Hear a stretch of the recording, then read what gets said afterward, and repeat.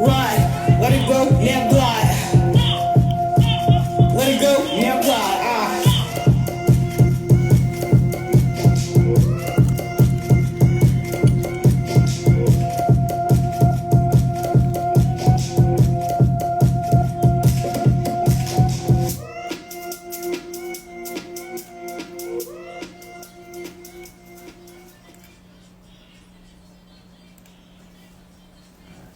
You ready? Go ahead.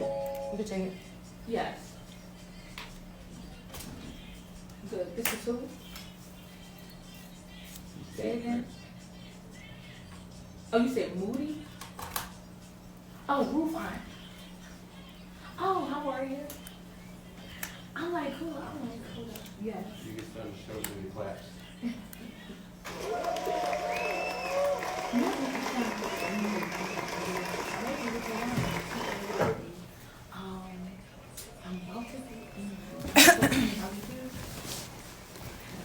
Oh, why did I move this over there? Damn, Joe, that's a long ass intro. Oh shoot, I just said damn. Do I gotta put it? I said it twice. Swear jar, yeah. I know, I gotta hit the swear jar. Alright, bet. I'll hit the swear jar. You gonna hit the swear jar for me? Yeah, I'm gonna slide it right your way. Alright, bet. Cause you gotta pay. No, I didn't say get out. I didn't say get the swear jar. I said you gonna hit it for me. Oh, I thought you meant like just pass it. You want me to buy you a bottle. I was just saying I'll meet you at the club. I wasn't gonna buy the bottle. Hey yo, I'll meet you at the club. you're not gonna pay for me to get in. I'm Nothing. not gonna do that part. I gotta. Speaking of, why did I end up at the ding garage this weekend? Oh. I didn't tell you. Oh my god. I blame Toy. Of course. Long story short, we ended up at the garage And what happened? and we left. Anyway. And we left anyway. Yeah, so it's 5 o'clock. Time for Chichi knows. And Joe is actually here on time today. Yes, I am. So, And well, I I'm was about to say, well, actually, no, you're not really on time. We actually started the show a half hour late for you. I apologize. So, yeah, you know. The queens are always Even our guests were on time today. You weren't. First of all, I ain't worried about them being on time. Oh, damn. Okay? Oh, dang. I didn't eat, and I made it here on time. So All right. that's So my sacrifice. usually Okay? I have pretzels and some snacks in here. I was but counting on that too. I hit you like, yo, did you bring pretzels? I never do that. in my defense, though, before you got here, how many times did I say, let's go get food? You said a couple times there was a joint. Yeah. But I was saying like when I got there, but I didn't think that, you know what I'm saying, I would be. Do you see me? Anyways, I'm with you, but I can't eat a little snack. So Do you have it with you? I don't have Oh, well, I guess I you do answered not your own have question. it. That is a negative. All right. Well, should we do the dripping stuff early, or do you still want to wait until later? Oh, we're gonna wait. All right. So we wanted to hit a topic. If you are from Philly, then you probably know what we are about to talk about. If you're not, then we are going to get into it. So I figure out how to keep. All right, yeah, sure, whatever. That can stay there. So Sto, go ahead and lead off this topic because, to be honest, I don't really know that much. You know more than I do. Ain't that something? You know more than Chichi? Right? Yeah. And Chichi knows all, and that's crazy. So you do know. You just probably just don't remember. Probably. So I'm gonna leave it at that. Yeah. So if you want to start off with that, we can start off with it and hold it because one of our guests we're gonna go in on that with them too as well.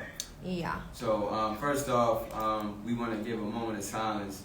You know, R.I.P to Phat Geezz. If y'all have not heard the news, you know the soldier is no longer with us, and we want to just give a quick moment of silence to that situation.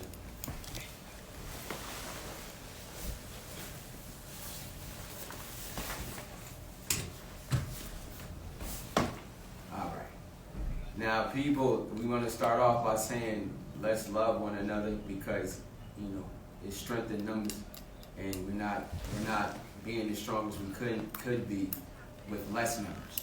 You know what I'm saying? And then the fact that every day is something that goes on that, you know what I'm saying, might get overlooked or just misunderstood or whatever. We're paying for that in the long run.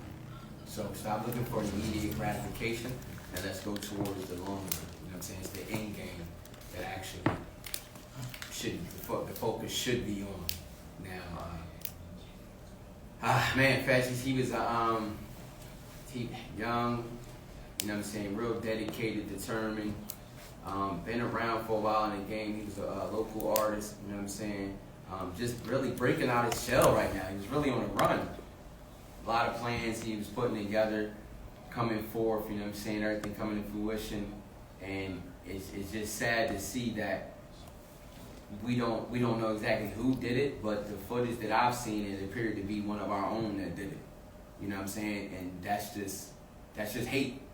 And we need to really focus on just trying to be great instead of hate, because the more that you hate, you're taking energy out of what you could be focusing on to make yourself better. If you don't like the next man moves or anybody that you see, you just don't like that. Like, how about you work on yourself? You know what I'm saying? And you probably be in a better spot, because now those people are they on the run right now. You know what I'm saying? So whatever you thought you was going to do tomorrow, it changed just because of your decision at that moment. And then it was a gradual change, because the thing was, in the footage that I've seen just recently, Like literally just recently? Just recent, like 2 minutes ago. Like 5 minutes ago? And it seemed like he knew the person. And everything was cool, calm, collective, you know what I'm saying, with a little hesitation, like, yo, I know we got beef, but what's up? We gonna settle this, or what you wanna do? Like, you know what I'm saying? Like, it is what it is. And they pulled up on him, so it wasn't him looking for it. You know what I'm saying? He was just, protecting himself. And they just got the upper hand on him because they already had an ulterior motive in their plans. And that's something that we have to look at and admit to ourselves that on the other side, it could change in a blink of a second. Like, you know what I'm saying? Because, like, I've been in situations like that where it's like it just went south so fast. And you're like, yo, how we get here? Like, what? You know what I'm saying? So at that point, when he brought the guns out, it ain't much that you could do at that point. You know what I'm saying? And then we lost another soldier, you know what I'm saying? And talented young man. And he's determined, like I said, for a while. Like, you know what I'm saying? I might not see him every day, but over the last, 10 years. Like, you know what I'm saying? Like, that's family. Like, you know what I'm saying? At this point, like, yo, like, somebody that you've seen in and out, doing different things with shows or whatever, you know what I'm saying? That's, you family. And we don't look at it like that when other people are looking at it as far as, I need this from this person. Or I gotta show off and I gotta prove something. That's the problem. We always trying to prove ourselves. So let's check the egos at the door. And I got somebody actually, in the station right now that's definitely one of the greats too to do it. You know what I'm saying? The same story, same situation. You know what I'm saying? I know him for 10 plus years. You know what I'm saying? We might not speak every day, but we know where we started and that we still breathing here today. You know what I'm saying? That's a plus. We try to make sure that all our folks like that, we protect and we gear up. So I want to make sure that my guy Santos definitely gets his word, and let's give a clap for Santos real quick. I actually was zoning out while you was talking, right? Because I was thinking about little Geezz, right? Because he had a certain type of charisma about him. Sure. Did they hear me on the drum? Mm-hmm. My voice, right? Yeah. He had a like a very, very high energy type of personality, and he didn't seem like a negative rapper. You know, we got a negative stereotype with our rap, and I just was telling my mans about this the other day. I was telling him that gangster rap is dying, and it's fucked up because you know where gangster rap started at? West Coast? No, Where? not at all. Gangster rap started in Philly. Oh man. First gangster rap was Schoolie D. In West Philly to be exact. Look at that. I didn't know that. Schoolie D, first gangster rapper from anybody from Ice-T to Ice Cube to any of them niggas. You gonna say that's where they got their inspiration. Like 6 in the morning, police at my door. Yeah. That was inspired from PSK. What the hell is that? Like a lot of those records was inspired by that. I'm killing his. That's two. Yeah, like just a lot of those. Anyway, because it's heartfelt. I say that to say, in the same place it was born, it's the same place it's dying. See, I don't know what happened when we lost our identity as the city, but I mean, I know when it happened. It happened when we started dick eating a whole nother city.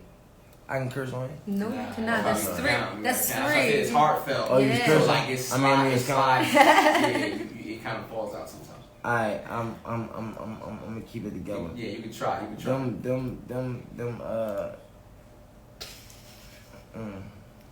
Okay. Soon as the narrative became we want to be like Chicago, it ruined the artistry. Not only in the streets, we're not even gonna go there. I'm gonna try to like stay away from that. I don't even want to talk. We all know what's going on in the streets. I want to stay away from that and just touch on the music. We're just gonna touch on the music part of it. Music and our evolution from the last 3 to 5 years has shifted into the drill culture. You know what I mean? It was exciting for like the first 2 years. Then when the indictments came around, then people started adding up the murders and stuff like that. People started saying, okay, this is serious. Now in the streets, we've been knew this was serious because we was following the stories. We knew who the guys was talking about and stuff like that. But to kids in their living room, it just sounded fun. They was making songs about certain people and they had people singing it, didn't even know what they were saying. And at the beginning it was exciting and it was a cool thing. And then that same excitement is starting to turn into now people is like trying to ban it. After they realized how dangerous it was and we like, duh, this is, we see it every day. We don't. I don't think people knew how dangerous what they was entertained by was. And I think once it start showing up at their doorstep, now it's more we gotta ban it. You know what I mean? When you lose your son and you lose, you know what I mean? Like we've been dealing with death for the last. I know I have. My first experience with death when I was 2. My brother killed my brother. That was my first experience with death. I witnessed my first homicide when I was 4 years old at the projects. So I've been seeing death my whole life. I'm sure everybody else has. You know what I'm saying? It's a normal thing in Philly. It's normal. But for the people that hasn't, they see it in the culture that's glorifying it and they're excited by it. And I think that whatever forces that push that agenda, they knew that. I feel like that's planned out. I just feel like that's planned. I feel like it was planned to kill our culture as far as our creativity, to kill the real, cause even to where did rap start? When where did rap go after that whole gangster rhythm? We started getting conscious, right? We started trying to grow more conscious and stuff like that. Well, I mean, we was conscious before that, but we tried to break into that back in like 91, 92. You know what I mean? Wherever that little spot was when you had like poor righteous teachers and all these other people and it was accepted for a little bit, but people didn't like it. They went right back to what? To the gangsters. Because it's more appealing. Because we like this more. Because it's our culture. But now I see it dying, man. I see it dying because even with, like I said, with rap in Philly, you don't listen to nothing without that. And that sub, and this is a sub genre that's a part of rap. This is not even rap. Drill was a sub genre, and that took off so big. People don't want to hear nothing else. That's not even our sound. Right. You see what I'm saying? So you see how I just feel like it killed the creativity in our music, our artistry, our identity, like our originality, and stuff like that. So where artists like Phat Geezz, artists like Core, me, such and such, was kind of overshadowed and pushed out of the way. For this type, you know what I'm saying? And then when you start to try to resurface in a situation happen like that. Look at P&B. P&B was falling back for a minute. Yeah. You know what I'm saying? Then he tried to resurface and it happened. You know what I'm saying? Jesus was falling back for a minute, he tried to resurface. He put that song out and wasn't even. But you see what I'm saying? Like people from our era can't even try to make music and navigate through this new wave of rap. Because it's that dangerous. Like, okay, you liable to, you got your life on the line for real. Yeah, for sure. Being in this, like, that's not our era in this. We usually were supposed to be getting out the streets when we doing this music. We go to these shows and stuff like that. It's like now you getting involved with rap to be in the streets. It's weird. It's weird, and I just think it's coming to an end. And thanks, guys, you ruin it. By ruining the culture that I love. You know what I'm saying? I love it here. And I think with that being said, though, I'm gonna even stop. I'm not gonna be a hypocrite. I'm gonna stop speaking on a lot of negativity in my music as far as the violence. I'm always speak about the places I come from and experience I had in life, but I'm not gonna dwell on it. I'm gonna really try to tone down on the violence in my music. Yeah, even if I am just putting the mirror up to reality. You feel what I'm saying? It's a different way I can talk about it. I want to change the narrative a little bit. I'm not saying I'm going to be the most conscious person I can be, but I'm already a smart guy. I already have other levels to me that I just probably ain't displayed yet. That's all I want to say. That Phat Geezz thing helped me really notice that, because I'm like, damn, he was an artist from my era that got slowed down by this same, wave that slowed down real music. And then, he was trying to fight through that by putting something out. Guns on a month later. Yeah, that's